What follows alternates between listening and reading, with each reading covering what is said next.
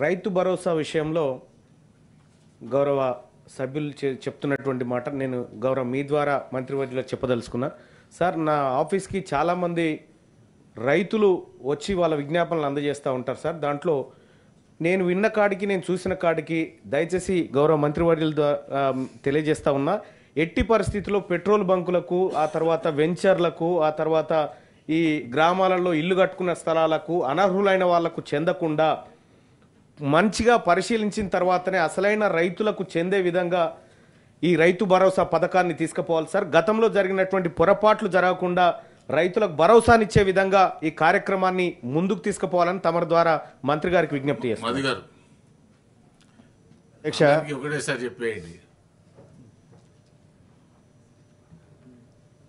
తెలంగాణ రాష్ట్రం రాకముందు 2014 ముందు ఈ రాష్ట్రంలో వ్యవసాయం ఎట్లుందనేది మీకు బాగా తెలుసు. ఎందుకంటే మీరు కూడా వ్యవసాయం చేసేవారే. ఈరోజు వ్యవసాయ శాఖ మంత్రిగా ఉన్న తుమ్మల నాగేశ్వరరావు గారు కూడా మీ ఇద్దరికంటే వ్యవసాయం గురించి తెలిసిన వాళ్ళు ఈ సభలో ఎవరు కూడా అనుకోండి. వ్యవసాయాన్ని స్థిరీకరించాలని ఆనాటి ముఖ్యమంత్రిగా ఉన్న కేసీఆర్ గారు రైతు బంధు పథకాన్ని తీసుకురావడం జరిగింది. అది కూడా 2 విడతలుగా, అంటే 2 పంటలు 2 సీజన్లో, 1 జూన్లో 2 డిసెంబర్లో. ఆ రోజు ఆనాటి మంత్రివర్గంలో మంత్రిగా తుమ్మల నాగేశ్వరరావు గారు కూడా ఉన్నారు. వారు కూడా ఆ నిర్ణయంలో భాగస్వామి. కాబట్టి నేనేమంటున్నానంటే ఈరోజు కాంగ్రెస్ ప్రభుత్వం వచ్చింది, వారు రైతు భరోసా అని మేము ఇచ్చే 10,000కు బదులు 15,000 రూపాయలు ఇస్తామని చెప్పడం అనేది జరిగింది. నేనేమంటే వారి విధి విధానాలు రూపొందించే వరకు రైతుల్ని ఎండబెట్టకుండా ఆ రైతు బంధునే మీరు ఇచ్చేటువంటి గతంలో ఇచ్చిన విధంగానే ఆ జూను డిసెంబర్లో ఇస్తే రైతులు అప్పుల పాలు కాకుండా ఉంటారు. మీరు విధి విధానాలు రూపొందించుకోండి. మా సహచర ఎమ్మెల్సీ గారు తీన్మార్ మల్లన్న గారు అన్నట్టు ఏది పెట్రోల్ పంపులకి, కొండలకి, రియల్ ఎస్టేట్లకి అవన్నీ మీరు ఎంక్వైరీ చేయండి, విధి విధానాలు రూపొందించండి. మేము దానికి ఏం వ్యతిరేకం కాదు, మీకు సపోర్ట్ చేస్తాం, మద్దతు ఇస్తాం, ఇబ్బంది ఏం లేదు. కానీ ఉన్న స్కీముని మీరు ఆపేసి మేము ఎప్పుడో విధి విధానాలు రూపొందిస్తాము అప్పుడే ఇస్తామనేటువంటిది కరెక్ట్ కాదు. ఉన్నదాన్ని మీరు కంటిన్యూ చేయండి. మీరు విధి విధానాలు రూపొందించినాక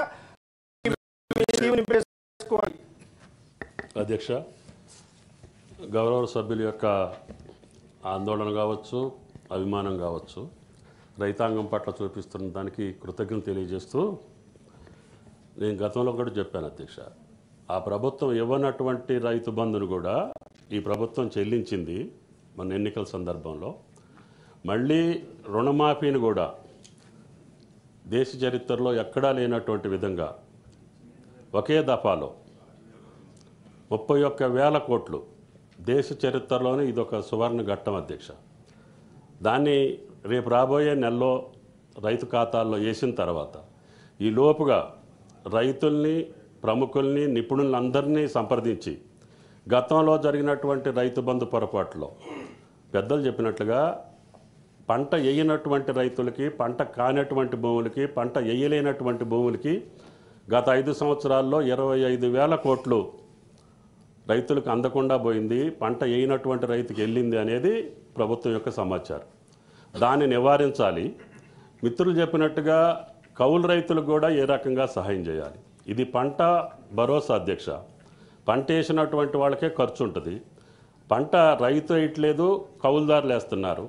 వాళ్ళిద్దరి యొక్క విధి విధానాలు ఏ రకంగా ఉండాలి, రైతుల అభిప్రాయం కూడా తీసుకుంటాం. భవిష్యత్తులో మీతోటి కూడా సంప్రదిస్తాము.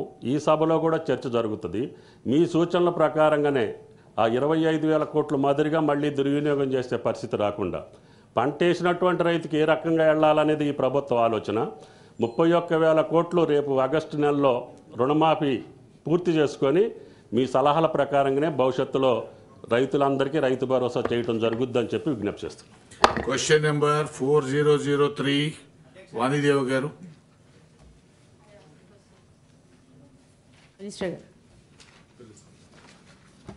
Honorable Minister. Chairman sir, answer for A is yes, B is no, answer for C is as state